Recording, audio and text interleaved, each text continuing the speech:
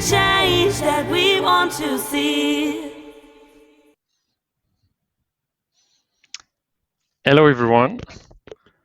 I hope you can hear me because I didn't heard at your it was not We working. can hear you, Christophe. Yes, you're on stage. Welcome. So I should have my slide maybe. Yeah, thank you. So I would like to ask you some questions to start, and the question was question are, what are we capable of? What is possible and what is not possible? Could you answer to this question for yourself? I will tell you my personal story that bring me to have an answer to this question with a 100% accuracy, and also to maybe it will help you to remove some limitation that you can put when it comes to transformation. So let's begin this story. And this story starts in 1992. This year I was 12, and I was diagnosed with cancer. And the year after, they have to cut my leg. Most of the people think that this story starts really bad, but in fact, for me, it's really positive because I survived cancer. And also, it teach me a lot of lesson in my life that worth to live this experience. I will always remember the day when the doctor come to my hospital bedroom to tell me that I had cancer. And for me, it was a shock.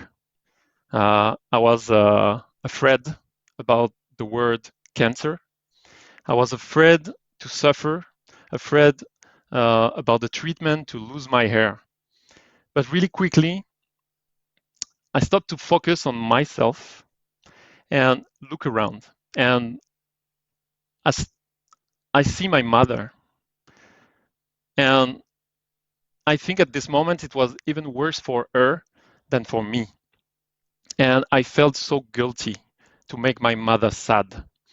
And I wanted to change that. And to do that, I just try to find all the positive things that I can find around me and tell it to her.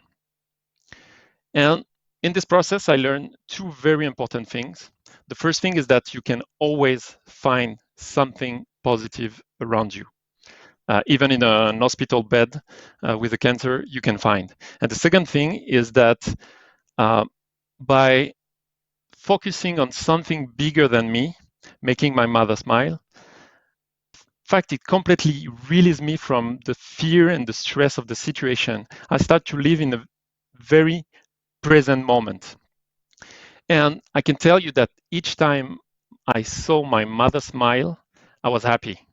And I discovered the power of altruism at this moment. So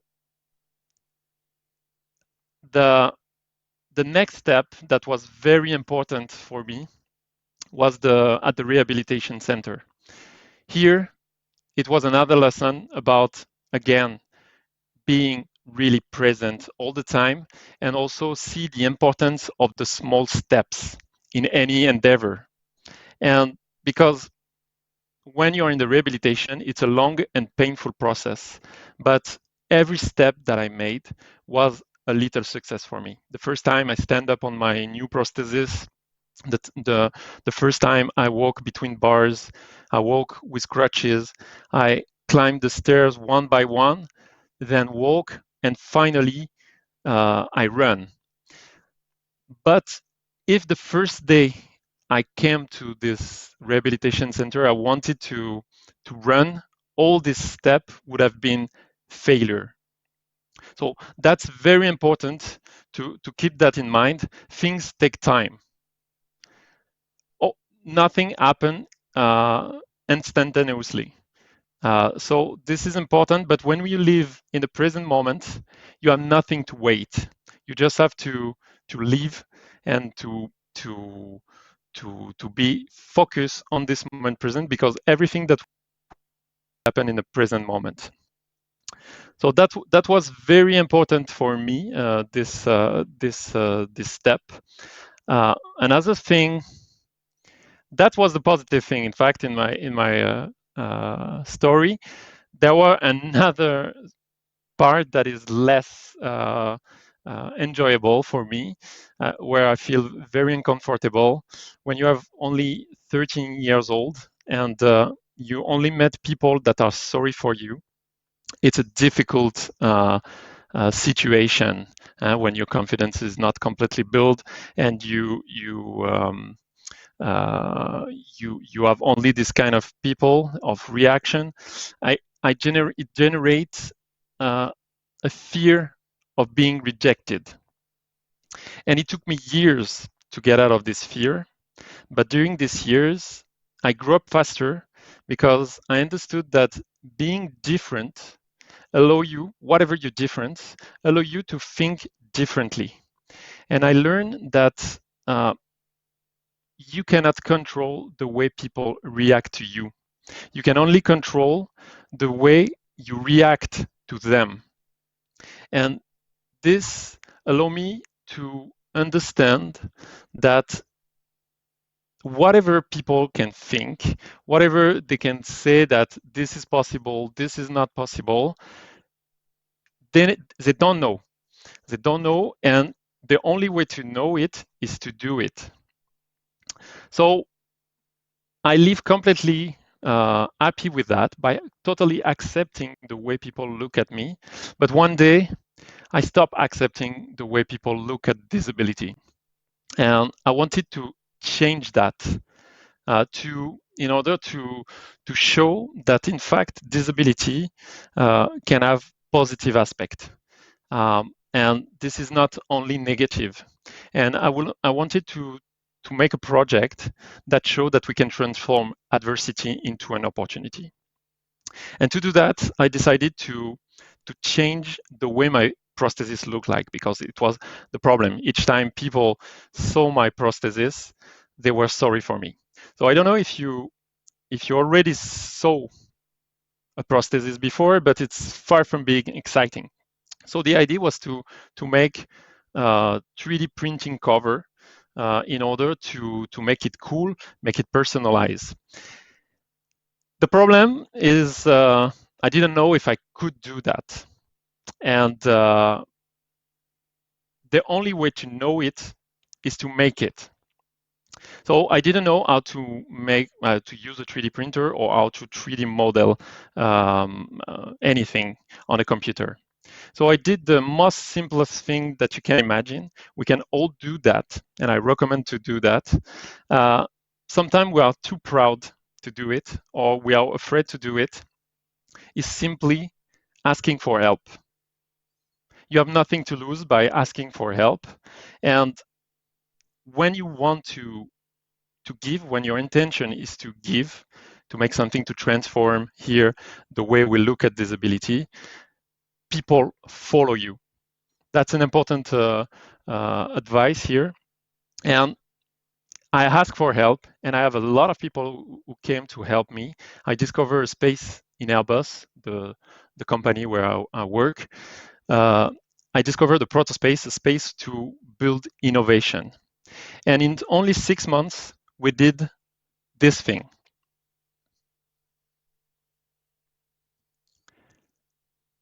Clearly, I have my answer. It was possible. And clearly, you can see I don't want to hide my prosthesis. I want to show it proudly. And I didn't expect anything from this project, but it completely changed my life. I changed my position in Airbus. I become the leader of this space, the Protospace. And I had the opportunity to make conferences, to talk about disability, to give another way to see the disability. But something I didn't expect is that the people who helped me on this project, at the end of the project, came to me to thank me. And at this moment, it was not planned, it was not expected, but I say, okay, if people are happy to do that, I can continue and go further. And this is when I decided to create the Humanity Lab. in Airbus. It's an initiative that allows the employee of Airbus to participate to projects with a meaningful goal to help another human being. It can be in area of disability, environment, education, or humanitarian. And now it started really small, and now it is supported by the top management, and we have a lot of contact all around the world. And for example, who could imagine that thanks to this initiative, a bunch of volunteers will help this little girl, this 9-year-old girl, to have a new arm and make a huge impact in her life. Who could imagine that we will build a prototype of a wheelchair for a champion who will go to the Tokyo Paralympic Games in September with no money, with only volunteer, and that seems impossible, but we did it, and now we will make another version of this this wheelchair with waste carbon fiber of the production of Airbus. All this was not expected. We built a leg in order to give access to blade in order to run again with carbon fiber that is a waste for Airbus. And we associate with Salomon, the brand Salomon, to make a difference for all these people that want to run. And the next project will be to create a food for kids, again with recycle, in order for humanitarian and a very cheap food in order to help child all around the world that could not have a prosthetic foot like this. And who could imagine that all plant in Airbus will work on a project for an NGO in Peru in order to build a concept of wind turbine using their competencies and the equipment that they have in order to help this NGO on the other side of the world. So all that, in fact, from a little step where we start to walk between bars, we create something a little bit bigger. And I think it's just the beginning. We will grow even more. And my hope is that I will convince more people to join this movement and create a transformation in big company. In fact, all that was not expected. You can create this kind of thing from nothing. If at the beginning I wanted to do that, maybe I will have the will to abandon along the way. But because I created step by step, you can make a huge difference. So the conclusion is that I ask you again the question, what are we capable of? What is possible? What is not? Now, could you answer it for yourself? The only way to answer this question is to do it without caring about what the others think, because they don't know. You can ask for help because people will be happy. If you want to give, people will follow you. And don't expect anything in return. Appreciate the little step that you do, and you don't have to wait anything because you already have all the things that you need. So I recommend you to start. If you have an idea or something, I can promise you, you will not regret it. Thank you very much.